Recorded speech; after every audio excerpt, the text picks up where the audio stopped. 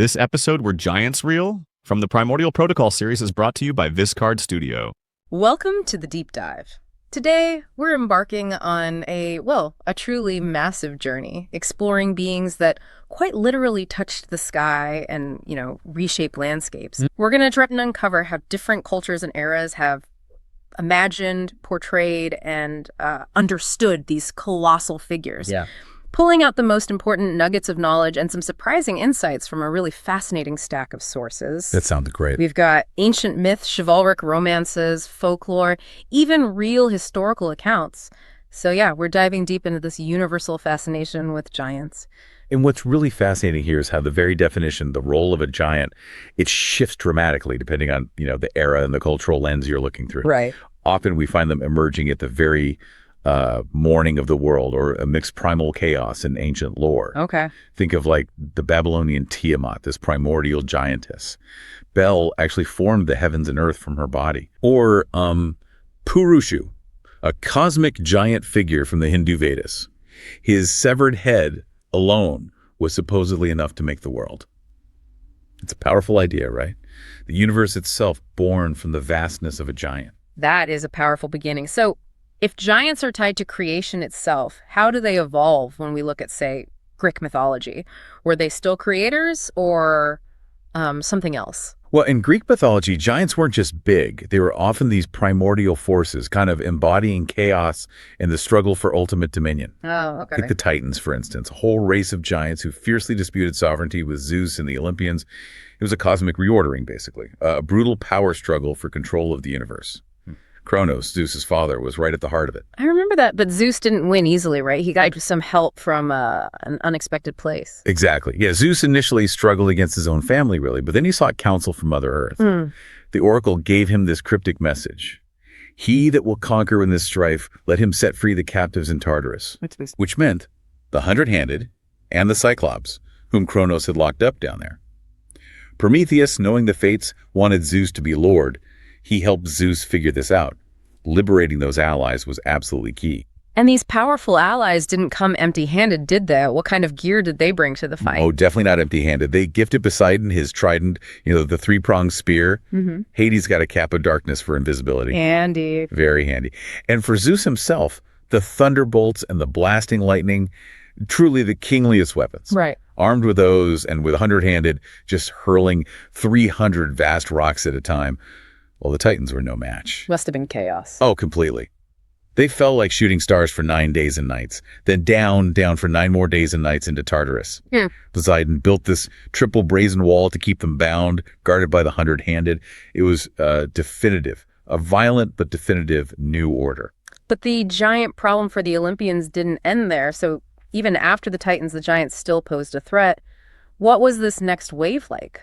Absolutely, yeah. A later generation of giants born from Earth in a place called Phlegra, or maybe Pallene, they mounted another attack. Trying again. This time they hurled rocks, tree trunks, blazing brands at the sky. They even tried to scale heaven by piling mountains. Ossa on Olympus and Pele on Ossa. Just raw, destructive power. So how did the Olympians handle that? Well, the Olympians were more organized by then. Heracles slew Alcyoneus, but he was immortal only on his birthplace. So Athena advised Heracles to drag him away from Pallene to finish him off. Clever. Yeah. Porphyrion was defeated when Athena hurled an entire island at him, and Polypodes. Poseidon buried him under Nisaean. These giants were a direct physical challenge to the established divine order. And then there's Typhon. He sounds like the ultimate boss level, doesn't he? What made him so terrifying? Typhon was. Well, he was Earth's most terrifying monster. Pure, overwhelming chaos. Half man, half animal, towering over mountains, his head knocking against the stars. Wow. His arms stretched from sunrise to sunset. 100 dragon heads spread from his shoulders. He moved on these vast, snaky coils. Fire streamed from his eyes. I mean, just nightmarish. And the shocking thing is, he almost won, right? He did win initially. That's the craziest part. Typhon actually conquered Zeus, cut out his sinews, and carried him away to Cilicia. No way. So how did Zeus recover? Gunning Hermes. He managed to steal back Zeus's sinews and put him back in. Zeus recovered, pursued Typhon, and finally buried him under Mount Etna. They say he lies there still groaning and causing volcanic fires.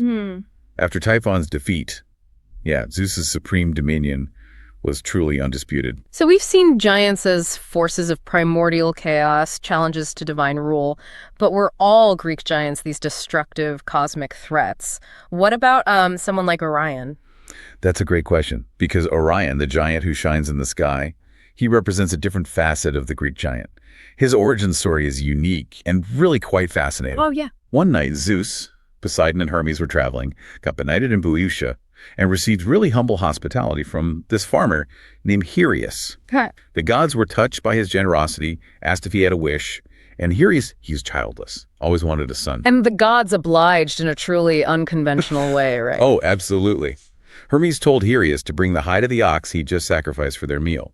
The three gods then performed these, strange secret ceremonies and buried the ox hide in front of Helios' house. Weird. Very. And Zeus declared, "Next spring you shall have a son, and such a friend as mortal never yet had." And sure enough, the next spring, Helios found a baby cradled in flowers where the hide was buried. Just appeared, earthborn. This son, Orion, grew incredibly fast, like a sturdy young bull, apparently never cried. Yeah. By 9 years old, he was already 54 feet tall. Wow, so he wasn't born tiny and grew, he just appeared immense. And he had a unique power related to his size, didn't he? Something about water. Yes, exactly. He could walk through water with his head above the waves, even in the deepest seas. His immense size wasn't just for show, it defined how he interacted with the world. Though his life was marked by tragedy, he faced blinding, other stuff, was eventually transformed into a constellation. His tale shows a giant connected to the landscape and the cosmic order, not just through fighting, but through his whole being and journey. Fascinating how the nature of giants can shift so much, even within one culture. Now, let's journey north, Norse mythology. How do their giants, like the Frost and Mountain giants, differ from the Greek ones we've just explored? Well, the Norse giants, the Jotun, they often presented a challenge not just to brute force, though they had that too, but of cunning and sorcery. They possessed this deep, ancient wisdom. Okay. Thor, son of Odin, mightiest of the gods, he was in constant conflict with them, but it often wasn't straightforward brawling. Right. Think of Thor and Loki's journey to Jotunheim and their encounter with this enormous giant, Skrymir. And Thor, for all his strength and his hammer Mjolnir, he couldn't just smash his way through, could he? No, not at all.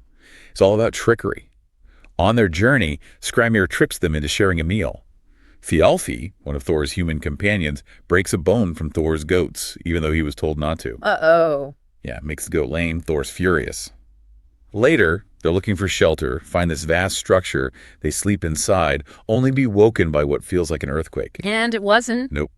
In the morning, they realize the building they slept in was actually Skrymir's glove, and the smaller chamber they hid in, that was its thumb. Whoa, that sense of scale. Incredible, right? It just shows how utterly dwarfed they were. And the trickery continues at Utgard Loki's hall, right? Even the mightiest god gets outwitted. Exactly. It's one challenge after another, all illusions.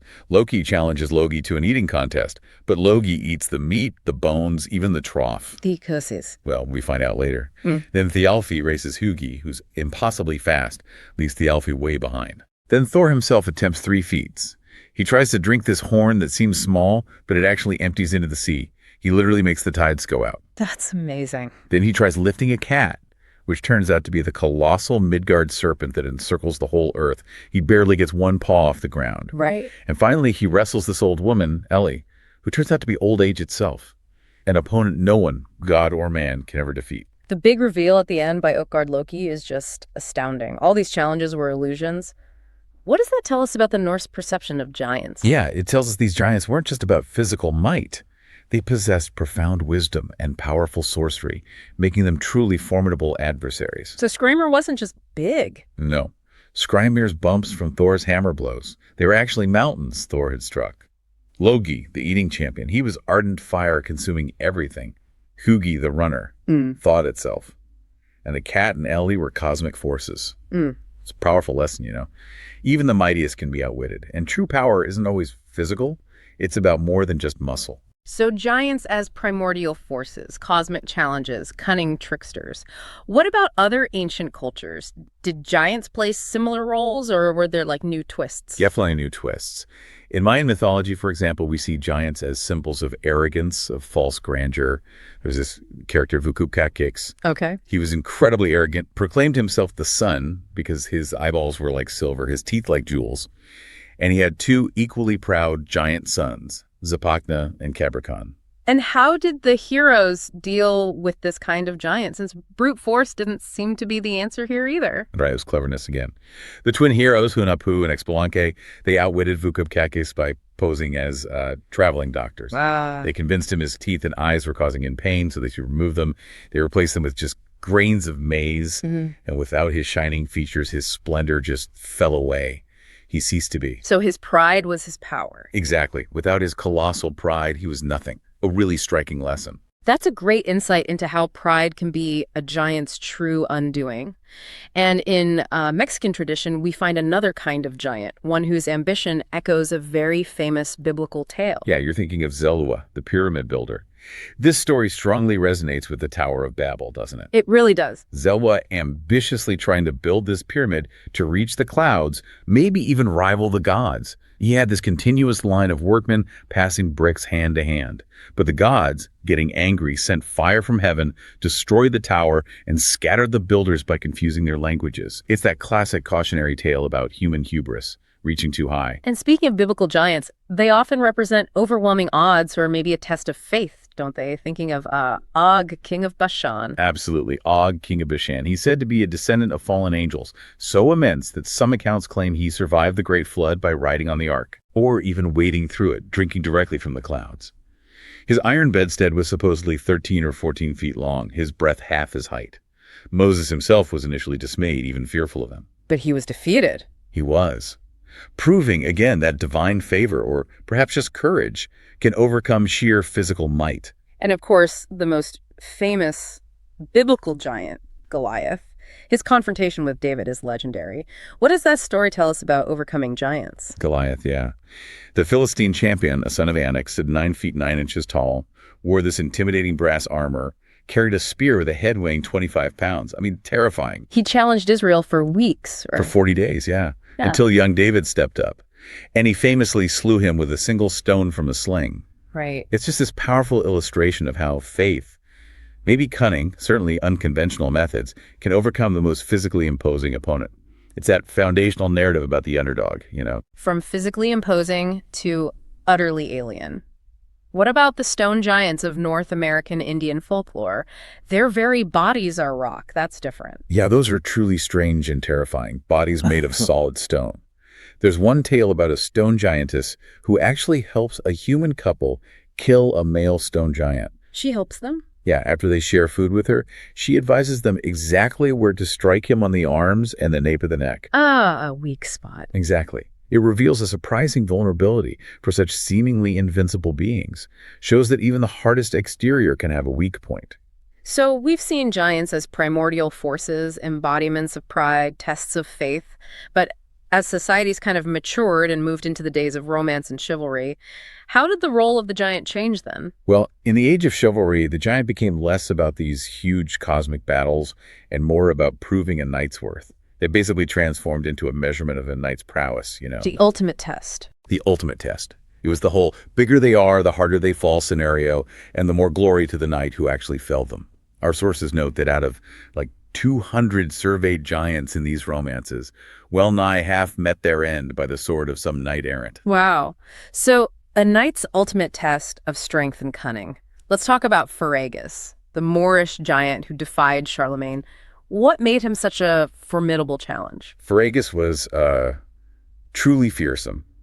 Forehead a foot thick, eyes like carbuncles, could carry 2 knights under his arms like children. Just pure strength. Immense strength, but his real challenge was his invulnerability. He couldn't be hurt by any weapon except at his navel. Okay, there's the weakness again. How did they find out?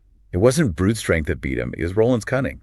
They actually held a truce and had this theological debate, Christian versus Muslim beliefs. And during the debate, Ferragus somehow let slip his single vulnerable spot. You're kidding. A theological debate. Yep. Roland exploited it immediately. A great example of intellect overcoming what seemed like an impossible physical barrier. King Arthur, of course, faced his share of giants. What kind of challenges did they present to his legendary status? Oh, Arthur cemented his legend against giants who were truly monstrous, really embodying chaos and destruction. There's the terrifying cannibalistic giant of St. Michael's Mount named Dinabuck. Dinabuck. Yeah, he carried off Helen, the Duke's niece, and the Duchess of Brittany. Arthur personally sought him out, found his lair just filled with horrifying sights, roasted human limbs, children, awful stuff. Grim. Very. Arthur, though he got injured, fought fiercely and single-handedly defeated him. Then there was King Rience, another giant, who demanded beards from kings to border his robe. Beards. Beards. Arthur defied him and won. And the sources note that Dinabuck was actually considered even mightier than Rience.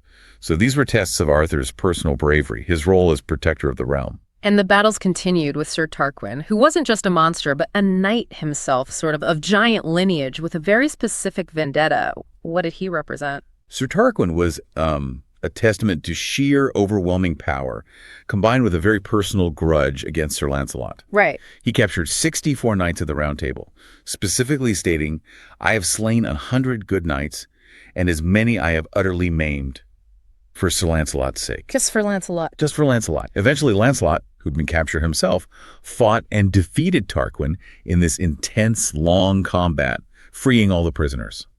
So this giant was a direct personal obstacle to the glory and integrity of the Round Table itself. Sir Yvain also had a fascinating tale involving a giant, but his story highlights the unexpected power of, companionship. Absolutely. Yvain's story is great. After losing his lady's favor, he went mad, wandered the wilderness like a savage. Okay. Then he encounters a lion battling a serpent. He chooses to save the lion, actually cutting off part of the lion's tail to get at the serpent's head. And the lion became his constant, loyal companion, hunted for him, protected him. Later, when Yvain faced Harpin of the Mountain, a giant who had kidnapped the local lord's 6 sons and was demanding his daughter, the lion, played a crucial role. It injured the giant, allowing Yvain to win. It just shows, even a giant can be overcome with unexpected allies and loyalty. That's a great twist. And the Turk and Gawain story features a giant who isn't just big, but possesses this deep, surprising magic. Indeed. That one starts with a dwarf challenging King Arthur's court, who then turns out to be a giant in disguise, the Turk. Okay, shape-shifting. Yeah. Yeah. Sir Gawain accepts the challenge, goes on this journey with tests like seeing abundant food he can't touch, giants throwing an axletree. Then the dwarf reveals his magic, how he can transform between giant and dwarfs. And then there's this weird bit where Gawain beheads him, but he transforms into a handsome knight, having killed the king of the giants along the way. So less about brute force, more magical enigma. Exactly, a magical puzzle rather than just a physical fight. And for Amadis of Gaul, the giants he faced seem to be about sheer terrifying scale and a direct threat to the innocent. Yes, Amadis, known as Beltenebros, he encountered some really formidable giants. Quadragante, and especially Famungamadan, the terrifying giant of the Boiling Lake. Boiling Lake? Sounds bad. It was. Famungamadan had this custom of sacrificing damsels to an idol. Amadis bravely confronted this scene where giants were literally carrying captured knights and princesses in a wagon, intending to sacrifice the damsels. Just carrying them off. Yeah, and despite being weary, Amadis fought them single-handedly. The sources even mention the sheer scale the giants had to bend their knees just to fit their bodies into the wagon. They represent this pure, unadulterated evil, a direct test of a knight's unwavering moral courage against impossible odds. It's clear that giants in romance were really about the knight proving his virtue. So what happens when we move beyond these grand chivalric narratives into folklore and nursery rhymes? How do giants transform there? Well, over time, as societies became, perhaps you could say, too sophisticated for the ancient cosmic struggles, giants largely transitioned into the realm of folklore and nursery rhymes. Like Jack and the Beanstalk. Exactly. Stories like Jack the Giant Killer and Jack and the Beanstalk are prime examples. Here, giants often become metaphors for overcoming seemingly invincible obstacles, usually through cunning and finding external weaknesses rather than just direct strength. Even the famous Fee, Fi, Fo, Fum apparently comes from an Arabic giantess, which shows how widespread these kinds of tales became. One classic example is the giant who had no heart in his body from Norse folklore. That's a perfect illustration of how cunning can defeat brute force, isn't it? It really is. Boots, the youngest son, sets out to find his lost brothers. Along the way, he does these acts of kindness for a raven, a salmon, and a wolf, who all promise to help him later. Okay. He finds his brothers and a captive princess at the terrifying giant's lair. And the giant, foolishly maybe, reveals his secret. His heart isn't in his body, it's in an egg. Right, the egg. Inside a duck. Inside a well. Inside a church. On an island. In a lake. Far, far away. A proper treasure hunt. So Boots has to find it. Yeah. And with the aid of his animal friends, the wolf carried them. The raven finds the church key. The salmon gets the egg from the water. Boots retrieves the egg and crushes it. And poof, the giant dies. It's a wonderful metaphor for finding that one critical weakness in something overwhelming. And the biter bit from Serbian folklore, that one's about a giant as a master of witchcraft and escaping through incredible transformation, right? Yes, that's a wild one. Yeah. A man with 100 sons wants wives from a priest with 100 daughters. During the wedding procession, this black giant appears at the luckless river and demands what was forgotten at home. Yeah. It turns out to be the eldest son. Oh, dear. Yeah, the son is forced into an apprenticeship in witchcraft with the giant, but eventually he tries to escape. Through shape-shifting. Through incredible shape-shifting. First a horse, then the giant turns into a wolf, then the boy becomes an ox, the giant a bear, cow with golden horns, giant becomes a lion. It just keeps escalating. Tiger, crocodile, sparrow, hawk, hare, greyhound, falcon, eagle, fish, mouse. Wow, that's a chase scene. It's amazing. Finally, the boy becomes a grain of millet, the giant a hen pecking it up. The boy turns into a squirrel, the giant a hawk. But the squirrel dives into the emperor's sleeve, turns back into the boy, tells his story, and the emperor has the hawk killed. It's all about wits, magic, and just relentless pursuit against this oppressive force. Japan gives us the delightful Peach's son, Momotaro.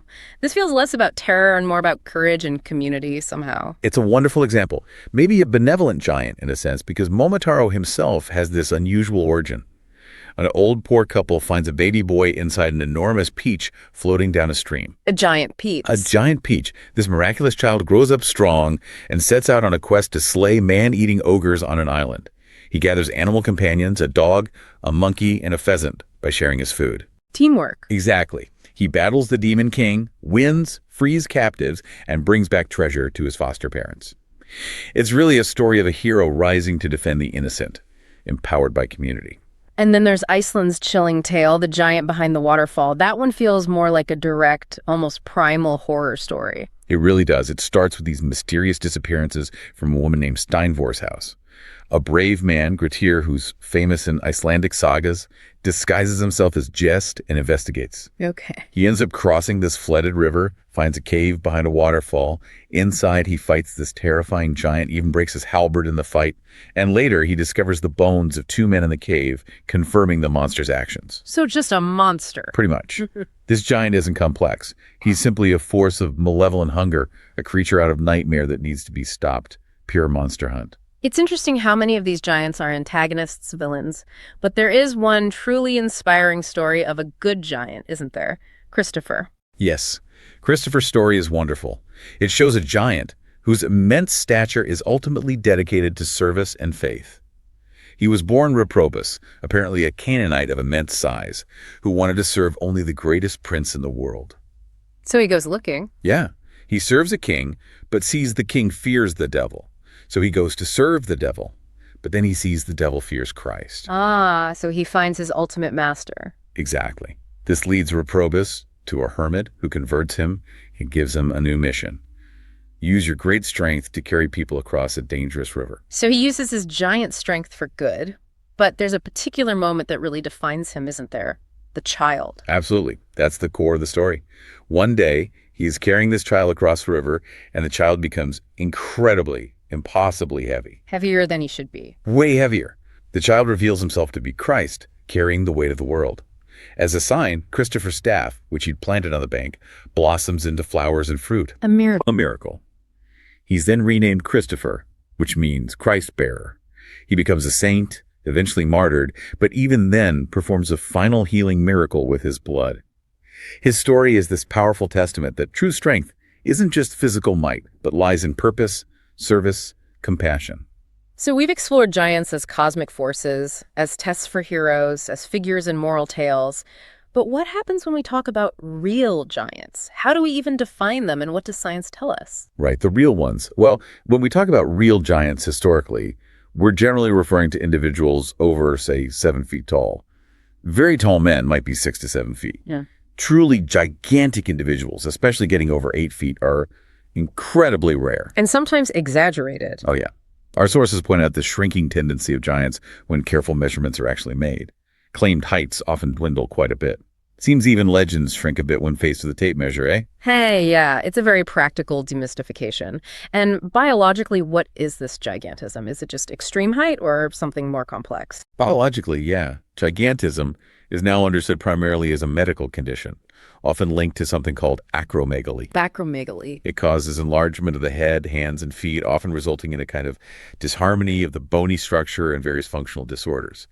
It's usually due to an overactive pituitary gland during growth years. Ah, okay. So while it certainly explains the physical reality, it does raise an interesting question, doesn't it? Does understanding the biological cause of extreme height lessen the wonder? Or does it just change how we perceive these extraordinary individuals? Maybe shift the wonder onto biology itself. I think it just shifts the wonder, yeah. But let's look at some notable historical examples. Maximinus the Thracian, for instance, a Roman emperor. He was huge, right? Oh, Maximinus, yes. The Thracian shepherd who became emperor, supposedly over 8 feet tall, could wear his wife's bracelet as a finger ring and apparently drank 6 gallons of wine and ate 40 pounds of meat a day. Then there was Harold Hardrada, the Viking rover, also over 7 feet. The tallest, reasonably well-documented case might be Makhno, a Russian born around 1882. How tall was he? Well, credited with 9 feet 3 inches, though careful measurements put him closer to 7 feet 10 inches when he was 22. Still enormous. He apparently had rapid growth after age 4 and sometimes slept for 24 hours straight. These individuals were living spectacles, basically. The 18th century seems to have had a particular fascination with these prodigies. Tell us about the Irish giants of that era. Yeah, the 18th century, particularly in England, saw this real outbreak of interest. Cornelius McGrath, an Irish giant, grew to 7 feet 8 inches after suffering severe growing pains. His body was famously stolen by medical students after his death, led to this long feud between students and coal porters. Body snatching. Absolutely. And then there was Charles Byrne, who called himself O'Brien, even taller, 8 feet 2 inches. He became a huge sensation in London. People paid to see him. But he was terrified of dissection, so he arranged to have his body sunk at sea in a lead coffin. Did it work? Nope. The surgeons bribed the undertakers, apparently, and his skeleton ended up in the Hunterian Museum. The public was absolutely captivated by them, while the scientific community saw them primarily as objects of study, unfortunately. And beyond individual spectacles, some kings actually collected giants for their armies, didn't they? That seems like quite an obsession. It really does. This historical practice of kings maintaining corps of giant guards is fascinating. James I had them. Cromwell had his tall guards. But the Prussian kings, especially Frederick William I, were obsessed. Oh, obsessed. Voltaire noted he armed himself with a huge sergeant's cane and reviewed his regiment of giants daily. He literally purchased them from across Europe, right to the borders of Asia, paid fortunes for tall men. It was basically the world's first and probably only tall person-only recruitment drive. That's wild. Yeah.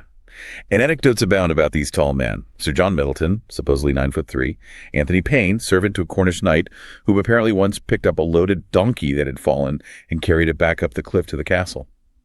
The public's fascination with these prodigies has certainly endured, shifting from awe to curiosity and, yeah, sometimes exploitation. So what does this all mean then? We've journeyed through this vast range of giant depictions, from the chaotic forces that shaped the ancient world to the formidable adversaries of chivalric knights, the moral lessons embedded in folklore, and finally, the biological realities behind unusual human height. It's quite a spectrum. It really is. And if we try to connect this to the bigger picture, I think the enduring human fascination with the giant figure, whether it's mythical or real, probably tells us more about ourselves and our own need to comprehend immense power and scale than it does about the giants themselves. They embody the obstacles we need to overcome, right? Yeah. The challenges that define heroes. They represent the wonders and sometimes the terrors of the natural world that feel bigger than us. And here's where it really hits home for me. Even as science unravels the physical realities of gigantism, the stories, the myths, they continue to captivate us. They do. Maybe it's because deep down we all relate to that feeling of facing something overwhelmingly large, something that demands we find extraordinary strength or cunning, or maybe even just a little bit of that folklore magic to overcome. That makes sense. That resonates. So maybe the next time you hear a tale of a giant, or you encounter something truly immense in your own life, a challenge, a problem, even just a breathtaking landscape, ask yourself, is this a force of chaos? An obstacle to be vanquished? Is it a symbol of awe? Or perhaps it's a reflection of the hidden power, the hidden giant within ourselves.